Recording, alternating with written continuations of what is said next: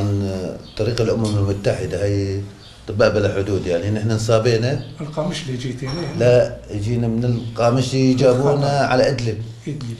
كان كلها تحت، فقالوا لنا ما في علاج، يعني ما في مستحضرات طبية عشان العمليات.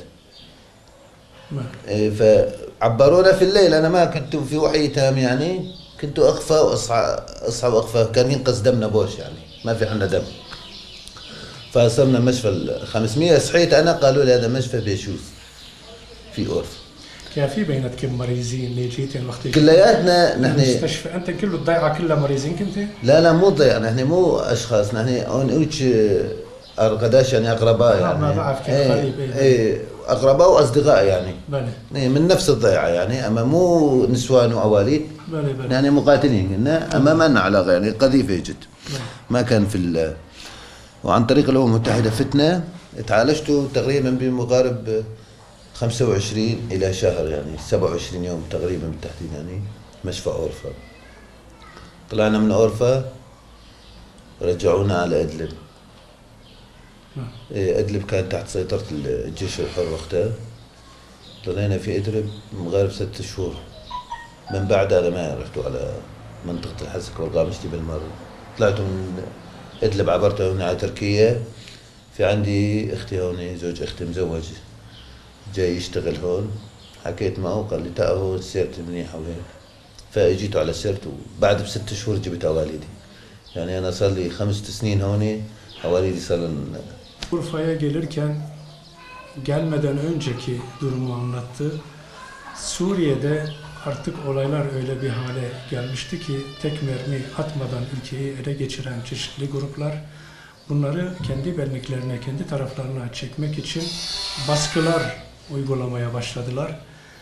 Bu baskılar sırasında gerek ekonomik koşullar göz önüne alındı, gerek tehditler göz önüne alındı, gerekse onları mürtet ilan etme yoluyla veya vatan haini ilan etme yoluyla kendilerini çekmeye çabaları başlayınca Ahmet ve kendisine yakın aile olsun, eş ve dost ve arkadaşlarıyla Urfa'ya göç etmeye karar verir. PKK, IŞİD ve Amerika'nın kol uzantıları tarafından Ahmet yanında 13 kişilik bir grupla kendi akrabaları ve arkadaşlarıyla beraber bunlara taraf olmamak için kaçışı tercih etti. المجتمع أول ما جيت ما تأقلمت معه يعني. اللغة لهلا يعني اللغة التركية ما أفهم ايش تحكون. فرقت معنا هاي الحكي يعني. طبيعة العمل يعني هون الدوام فرق معنا كمان الصراحة يعني. نحن كنا ما بنشتغل نص هالدوام هذا. الدوام طويل زيادة يعني.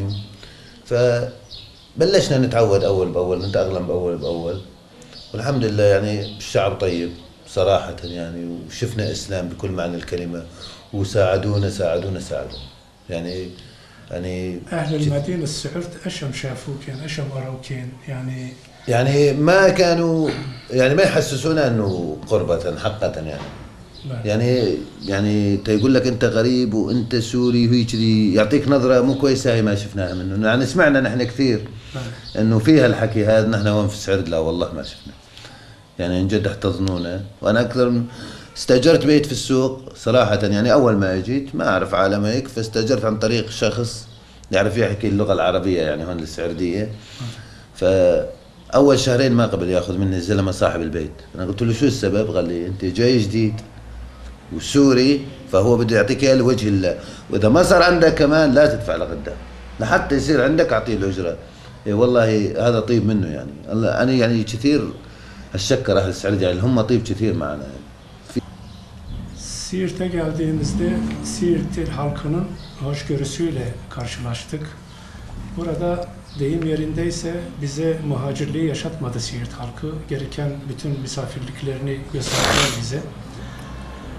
Hatta Güreş Caddesi'nde dolaşırken hiç tanımadığım bir adamla karşılaştım. Ev kiralamaya uğraşırken kimse bize Suriyeli olduğumuz için ev vermezken, tereddütlü bakıp kuşkulu görürken bu kardeşim beni alıp dedi ki benim bir evim var, gel seni evime koyayım. Olursa kiranı verirsin, olmazsa oturursun, misafirimsin.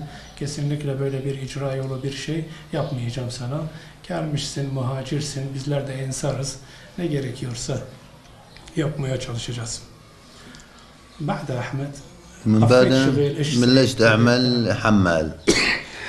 طبعا اللغة بتفرض علي إنه ما بحسن أعمل شيء في التجارة ومع التجارة هيك ما في يعني إمكانية مادية ما عندي.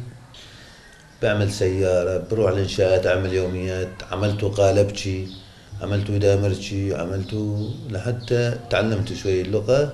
في عندك هون تكنيك تجارة في حج رمضان، يعني الله يجزاه الخير، هي تقريبا حوالي 3 سنوات أعمل معه بكل معنى الكلمة. هو أنا أعمل حمال عنده، يعني ما عملته أوسطة، أعمل عنده حمال عن جد بكل معنى الكلمة. كان يعاملني بطيب ويعاملني على أساس معلم يعني، وبكل طيب يعني. أنا شفت منه هذا الزلمة كل خير يعني، كمجموعة تكنيك تجارة يعني. وبلشت أعمل سو تأسيسات. فعمل أنا كنت أعمل فيها في سوريا يعني، أما هون فرقت يعني شلون المعدات غير والتطور هون أكثر من هيك يعني. التركيب وما التركيب يعني في غير موديل يعني، تغير علينا شوي يعني. فالإنشاءات الجديدة طبعا بلشت تميت أعمل هون تقريبا شي سنة، لحتى حست علي رغبتي إذا بدي أرفع شي إيدي تجعني، إذا بدي أنزل زيادة أدوخ. رحت على المشفى عملته رنين مغناطيسي، فقالوا لي بدك تطلع على أنقرة. رحت على نومان أنقرة، مشفى في أنقرة، قالوا لي بدك عملية مشان في عندك 3 فقرات في انفتح. عملوا أول عملية صغيرة يعني، قالوا لي بعد منها إن شاء الله بعد 20 يوم 25 يوم إن شاء الله سوي عملية النور إن شاء الله. الأمور تمام الحمد لله رب العالمين.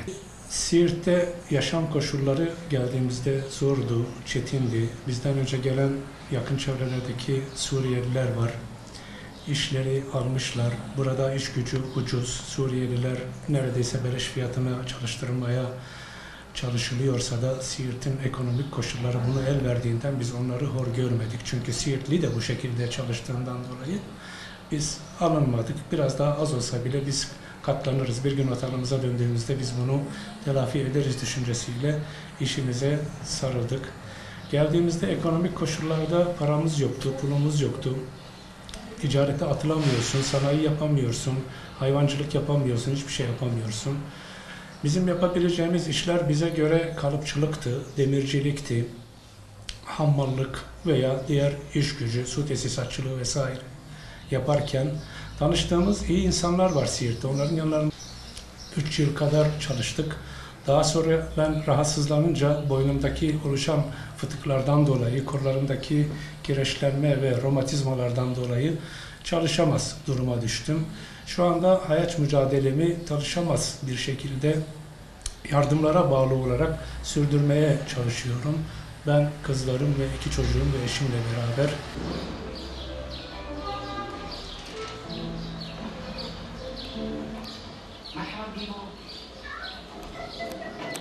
Gördüğünüz gibi evde oturacak doğru dürüst bir sedir yok. Ev tamamen bomboş. Suriyelilerin durumunu anlatmaya çalıştık. Aslında burada sadece Ahmet kardeşimiz bu durumda değil. Bunun gibi yüzlerce Suriyeli şu anda misafirimiz. Derman olabiliyorsak ne mutlu bize. Bu da sizlerin elinde. Siz ensarların görevidir bu. Bizler ilettik, sizler duydunuz, gördünüz. İşte Ahmet'in evi.